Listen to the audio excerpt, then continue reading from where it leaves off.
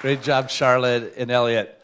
We've been watching Charlotte sing since she was a little cute girl, and isn't it fun to watch her now? She's a grown-up cute girl and still can sing with all of her heart and has an incredible smile.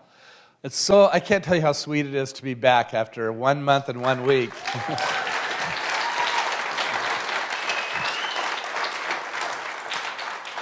To this sacred spot that's here because of your love and sacrifice and commitment to be a great caring network. And it's wonderful to be here. The campus is always beautiful, and the waterfall never stops being breathtaking.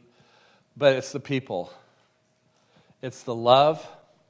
It's the deep, committed love that even when you make a mistake in this and come back here, that you're going to be loved and encouraged to shoot for the moon again. And every service, you know that you're going to be moved to dream a new dream that's greater than any mistake that you've made or any tragedy that's happened to you.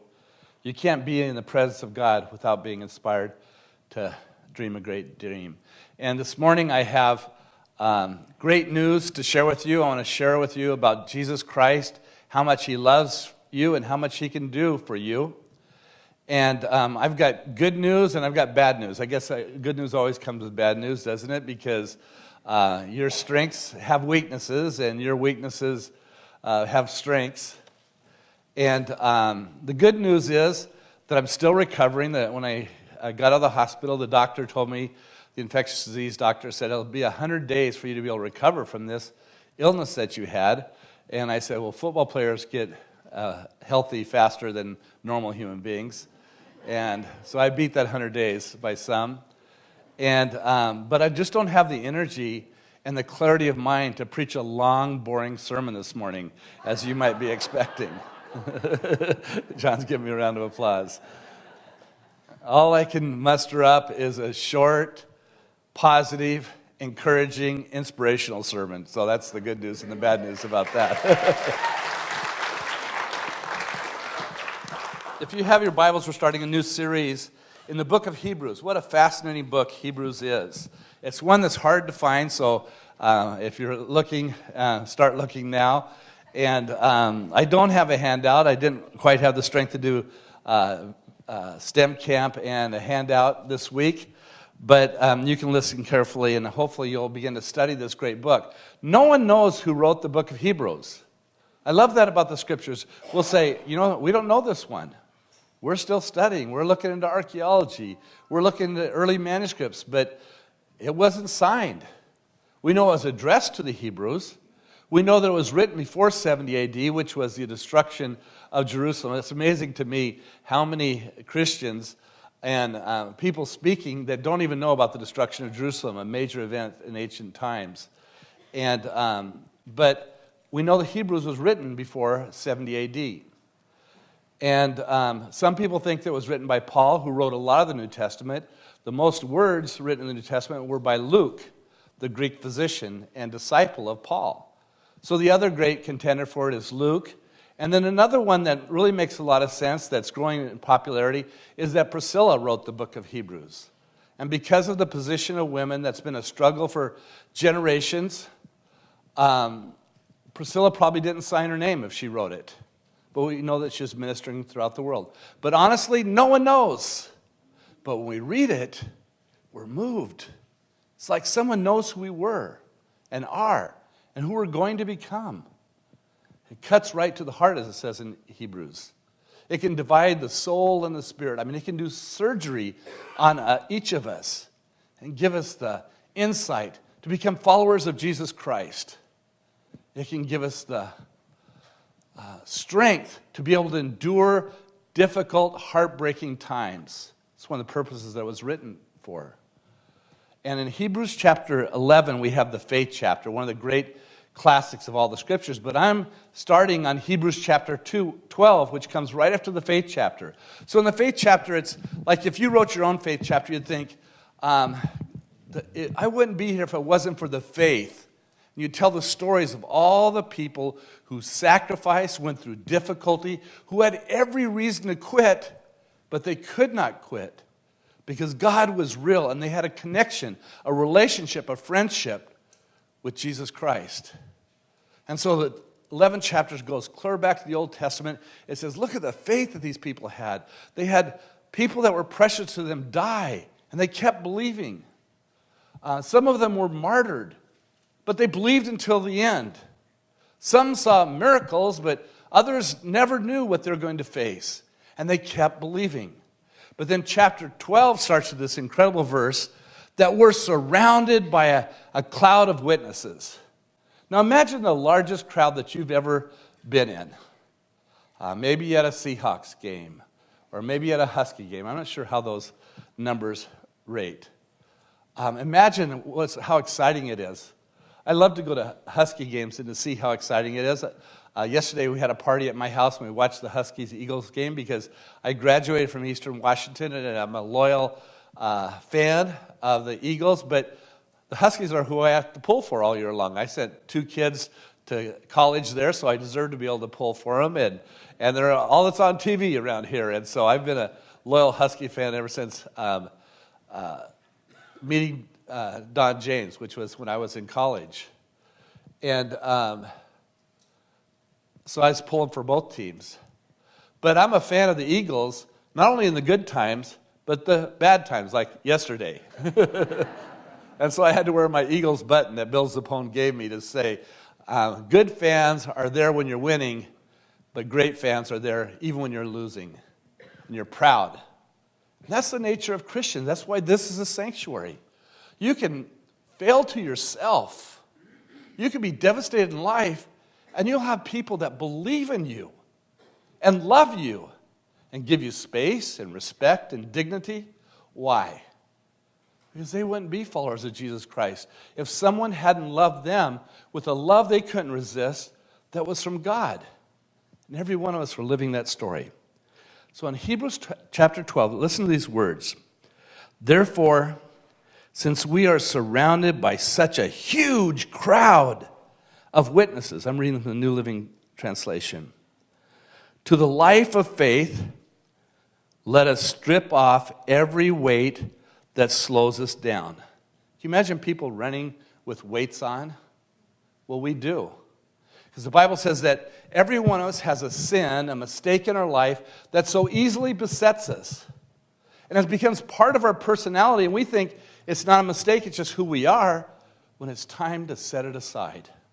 It's time to have faith and believe that God is greater than everything that holds us back. I remember when I was in track, and as a young person, we went up to Connell, and Connell always had a good track team, even though they were AA, and my school was AAA. And they just had a state championship team, and it was freezing cold. It was kind of a preseason track meet. And so I thought I could win my race, and so I ran the race with my sweatsuits on. My sweatsuit on, not more than one, just one. Boy, did my coach, Duck Doherty, get in my face. And he started yelling at me, why were you wearing a sweatsuit? That holds you back. I said, well, I won the race. And he said, I don't care. You weren't giving it your all. You're running around with this weight on. And now God, who created you, who wants to see you at your very best. I can't tell you how family members, I look at my grandkids or my kids or my wife being at her very best, I just cheer. We want to see you being your best, who you're supposed to be. And so God, the writer of Hebrews is saying, put off those weights that you know are there. You pretend like you don't know are there. Put them off so you can run the race and win the prize because you're surrounded by a great cloud of witnesses. And he says, and let us run with endurance the race that God has set before us. We do this by keeping our eyes on Jesus, on whom our faith depends from start to finish. I love the story of Eric Liddell, the missionary that won the world championship in the Olympics. And they would say of Eric Liddell, when he would run, he fell down the 400, he got back up and won, and one race. And when he'd run, he'd look into heaven. You're supposed to look straight ahead so it doesn't lengthen your stride too much. He'd look into heaven where his strength came from God. and he was an amazing runner. And that's the picture here. Long before Eric Liddell ever lived and captured the imagination of the world, winning the gold medal, of us, that we know where we get our strength from. It's from our faith. It's from our understanding of who we're supposed to be. It's from our understanding of the faith, a biblical, honest faith, which says it's, like Pastor Dr. Marty Folsom said last week, it's not all about you. So much pop Christianity says it's all about you, and you get into this manipulative relationship where you have this magical thinking of God, and you just tell him what to do, and he does it. That's just the way that we think. But that's not the way the world lives, and that's what Hebrews puts us in. The real world, we have to face difficulty and hardship. So I want to make a point while someone answers the phone.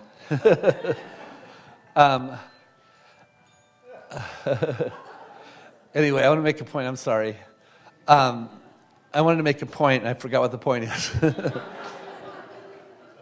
When we pray for the hurricane that's coming to the United States, we would love for that hurricane to go out to sea and just die a good hurricane's death.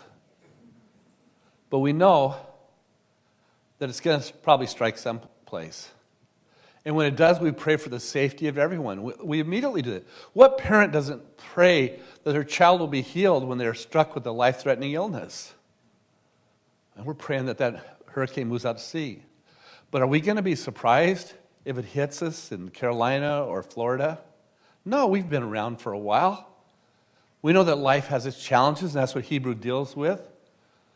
But if your child has a life-threatening illness, and I've been there so many times, and I prayed with all of my heart for a child that's dying over at Children's or someplace else, and they're not healed. We've seen some healings. It's amazing, but I've seen a lot of no healings. Do I quit praying for that child? Absolutely not. I pray even more that God will be with them, that he'll surround them with his love and his strength. That he'll help the parents. Can't tell you how many times the parents have asked me to hold the little one while they pass away because they just can't do it. And then they watch. Boy, I pray for the parents. And that's Hebrews. We don't give up because life doesn't go the way that we would like it to go. We need our faith even more during those difficult times. Now, do we understand everything? No, we don't. Just like we don't understand who wrote the book of Hebrews. We know that God understands everything, and we trust in God. Because in Romans chapter 8, it says that all things work together for the good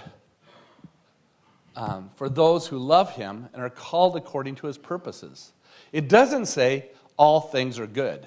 That's some people's level of faith. And it's time this morning for us to step to a more mature faith in the book of Hebrews. In other words, we know that everything's not going to be good. We know there's evil in this world. There's people that are so confused that they define themselves as terrorists. There's people that are so ill and hurt by life, and we've cut back the funding on mental illness ever since 1979. That we live in a society that not just one person is wrestling with mental illness, but our whole society is wrestling with it. And we've got to make some major moves to turn to God to add sanity to our lives. And many of you as parents have said that, no, our family's not going to get over-involved. We're going to do this. We're going to have balance in our life. No, our kids aren't going to give up on church just because they're talented in several sports, because they need that ingredient in their life. No, we understand that even when life is difficult, we need God more than ever. And that's what Hebrews chapter 12 is trying to teach us about.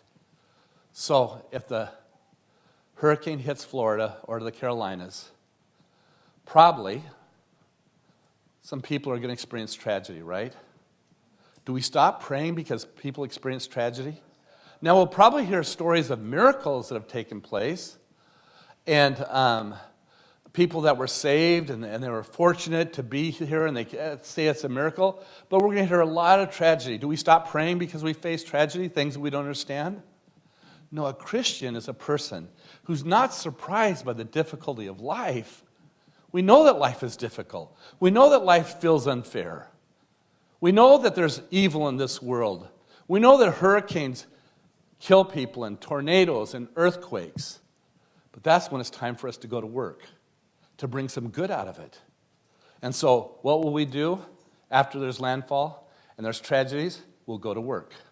We'll give extra as a church. We'll help support. We'll come alongside. Not as some arrogant people who think that we understand everything and can win cheap converts by explaining everything away, but as faithful people who trust God. Now, Hebrews is writing, whoever the writer is writing to a people that are going to go through a very difficult persecution. They have that insight for God, or it probably didn't take a genius to know that, just in the Roman world of the first century. It says, he will be willing to die. So we do this in verse 2, we do this by keeping our eyes on Jesus, on whom our faith depends from start to finish. He was willing to die a shameful death on the cross because of the joy he knew would be his afterward. See, people forget, if you run the race, if you join the team, if you get in the game, it's going to be difficult. There's going to be the possibility of injury. There's going to be the pain just from trying your hardest. There's going to be the pressure and the nervousness that you feel. But the people that follow Christ love that challenging, difficult adventure of a life. We don't love the challenges. We don't love the pain. But we love to be able to serve God in that kind of environment that's reality. I remember back in the days when my best friend, Rich Sanders, and I were playing football together, and we'd both return kicks. And I remember the very game when we were waiting for the kickoff at the beginning of the season, and he turned over to me and says, "Are you feeling butterflies?" And I said, "Yeah, I'm really nervous. I hope they kick the ball to you." And he said, "Well, I'm feeling butterflies too." And he says, "Doesn't it feel good?" Because we only felt it at the beginning of the season. And I said, "Yeah, it does." Christians are people that are not shocked by the perplexities of life, by the difficulty, the lack of justice in this world. We're not shocked by that. We're mature enough to know that that's there. We've read the scriptures that show us in 1 Peter, that's how he defines a person of faith. Don't be surprised by the difficulties of the world. Be surprised by the joy. Be surprised when people come around you. I was surprised at all the people that sent cards and prayed for me. And when you have an illness where the doctors are shaking their heads, you really appreciate the prayers. And that's the way Hebrews is. It tells us that we need to understand that there's a joy in the perplexing challenge of life. And there is. Ask any child that's been adopted how much they love their parents and appreciate their parents. Ask any grandchild that's lucky enough to have grandparents and how much they mean to them and how they honor and respect them. Now, the more difficult the situation, the more precious is the love and goodness that comes out.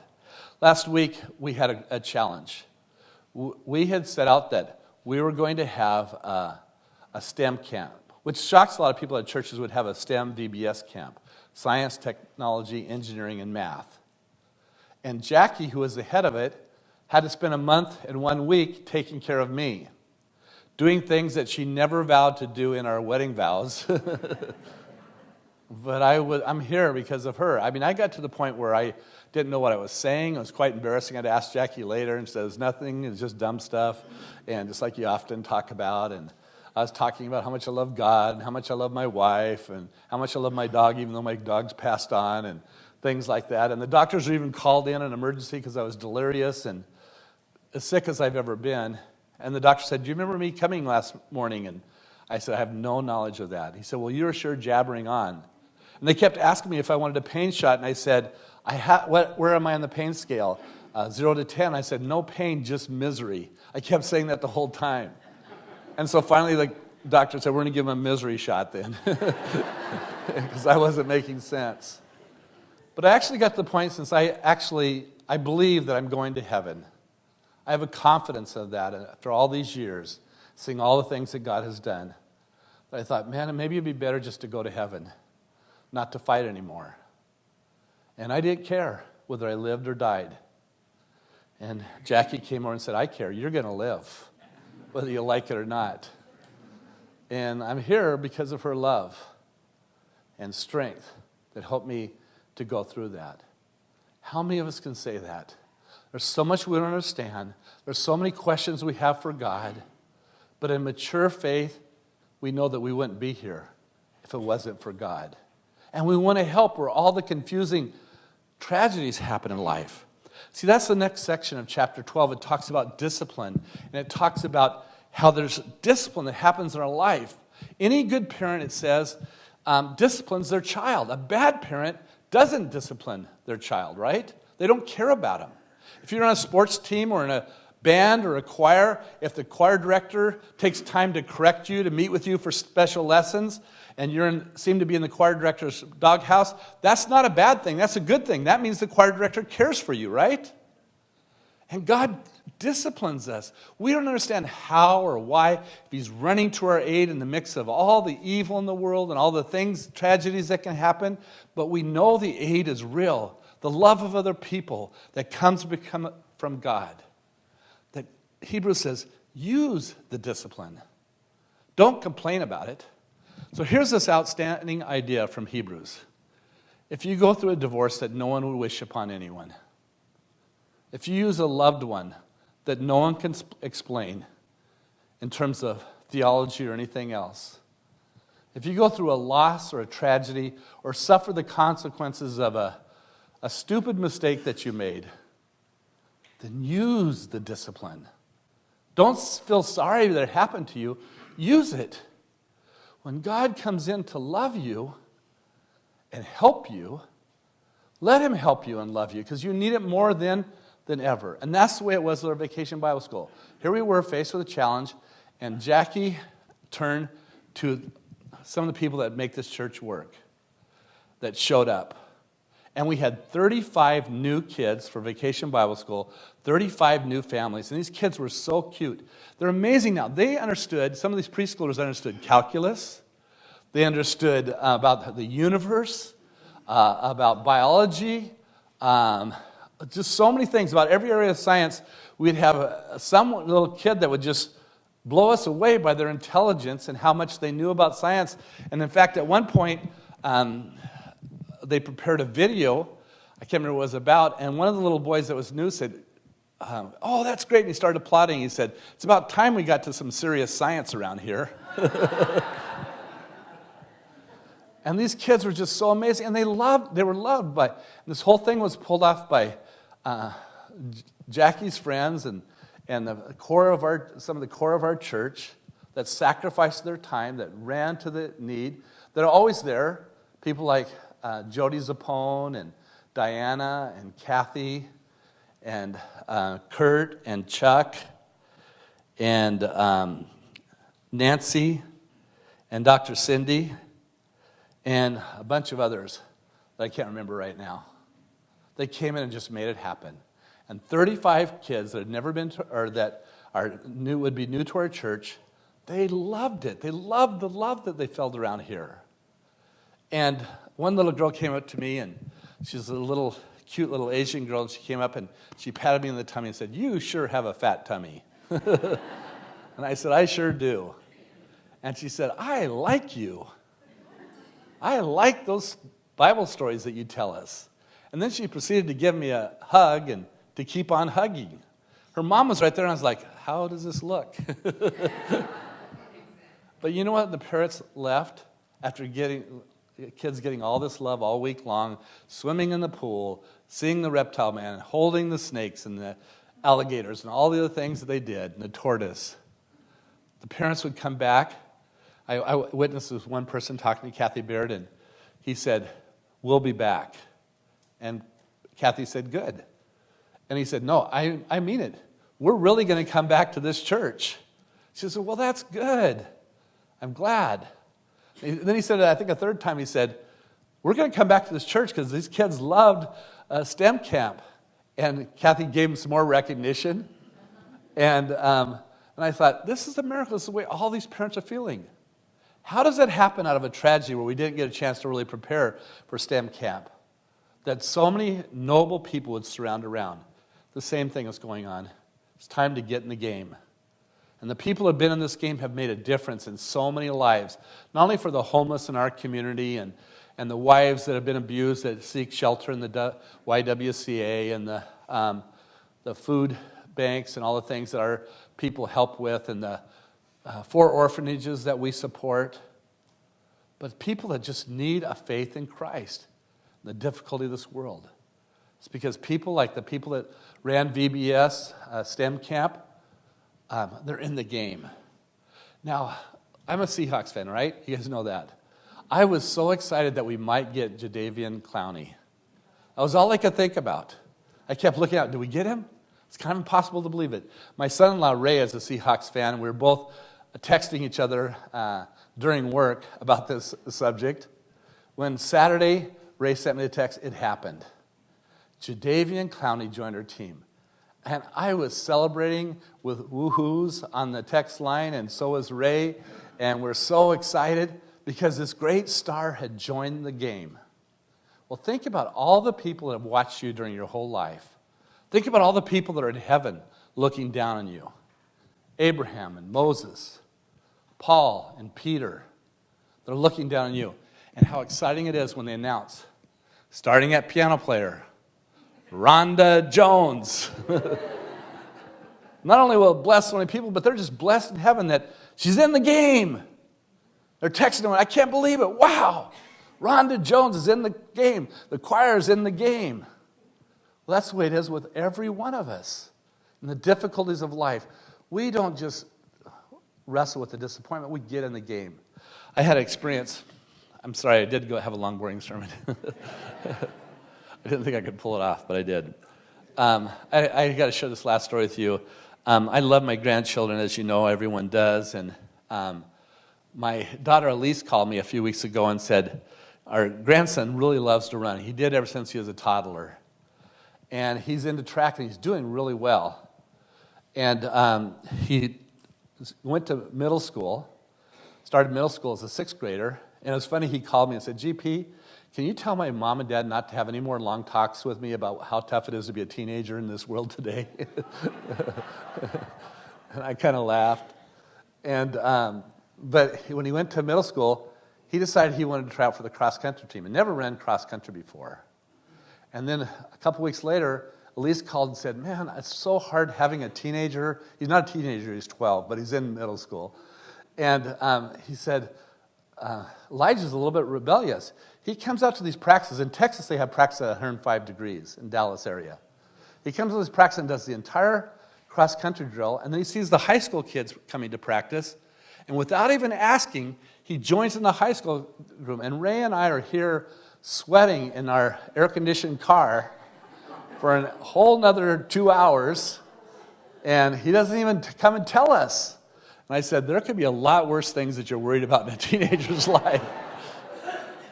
And then Ray called, totally surprising to me, and said, Elijah tried out for the high school team in cross country. And they had a race, and he came in fifth. He said, these kids are bigger than I am. Here's this little guy. And as a sixth grader, he made the varsity team in high school.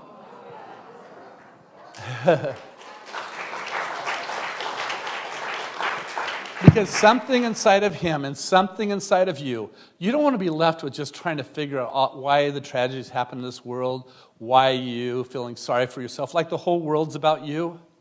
No, it's not all about you. When you follow Christ, you start caring for other people that are going through the difficulty. You start doing things that make an eternal difference.